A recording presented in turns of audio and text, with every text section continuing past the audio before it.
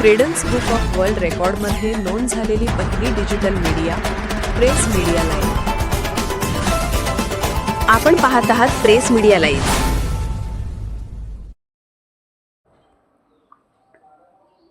भाजपने पुन्हा एकदा महापालिकेवर आपला झेंडा फडकवण्यासाठी मित्रपक्षासहित विरोधी पक्षातील नेत्यांना गळाला लावायला सुरुवात केली। पुणे भाजपच्या कोर कमिटीची काल एक बैठक पार पडली।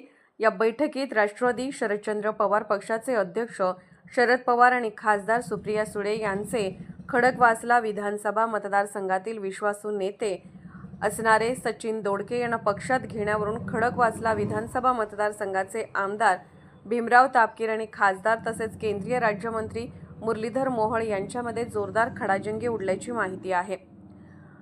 सचिन दोडके हे भाजपमध्ये येण्यास इच्छुक असून त्यांनी स्वतःच तशा पद्धतीची बॅनरबाजीही खडकवासला विधानसभा मतदारसंघात केली आहे।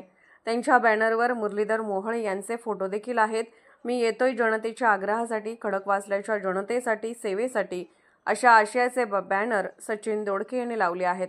या बॅनरवर दोडके यांच्यासोबत पंतप्रधान नरेंद्र मोदी आणि मुरलीधर मोहोळ यांचे फोटो आहेत। त्यामुळे दोडके यांचा भाजप प्रवेश निश्चित मानला जात आहे।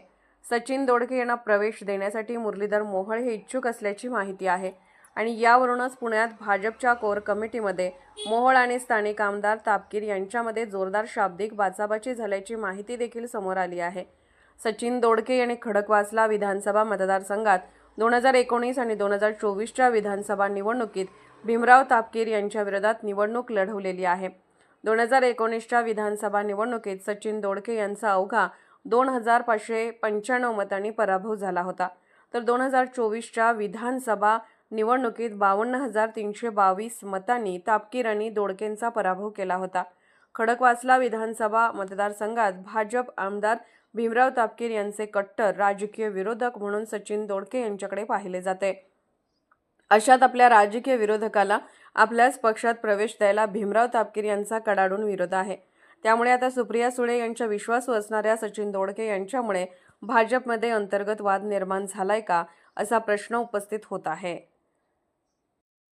प्रेस मीडिया लाईव्ह न्यूज चॅनलला लाईक करा, शेअर करा आणि सबस्क्राईब करा।